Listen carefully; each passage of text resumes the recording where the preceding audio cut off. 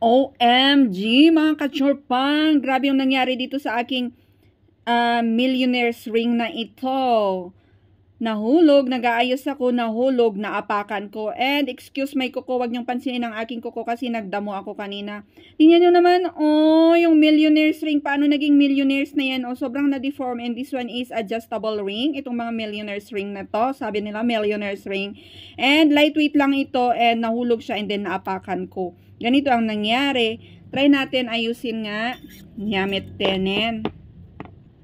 So, may ring sizer ako dito. Try natin nga kung maayos. OMG. And then, may pako. Ay, pako. What? May ano ako. Ano ba to? Maayos kaya to?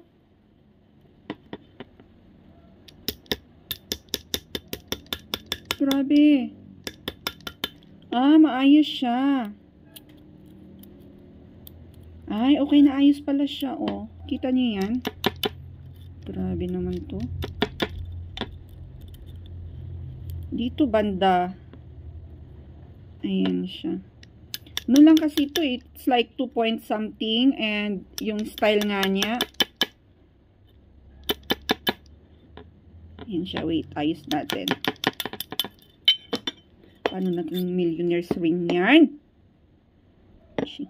So, ayan, naayos ko naman na siya. Hindi ko na lang naipakita yung, basta gamit ko lang itong aking ring sizer and then martilyo para sa gold. Ayan siya, oh. At least, naayos na siya. Pero hindi na ako bibili ng ganito. Very complicated na. Ayoko na pala ng mga adjustable. Charot.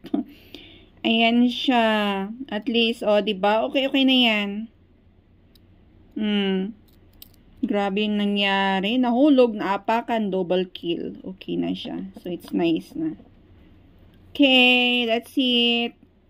Ayan, so may mga nadideform kayo mga lahas nyo kasi pagpapaayos nyo, dadalhin nyo sa goldsmith, magbabayad kayo ng pagkamahal-mahal. Same lang din, bili na lang kayo ng ganito, ring sizer and itong martilyo na to. O, diba? Same lang din yung gagawin. Lalagay dito and then pupukpukin. Sarot. Bye!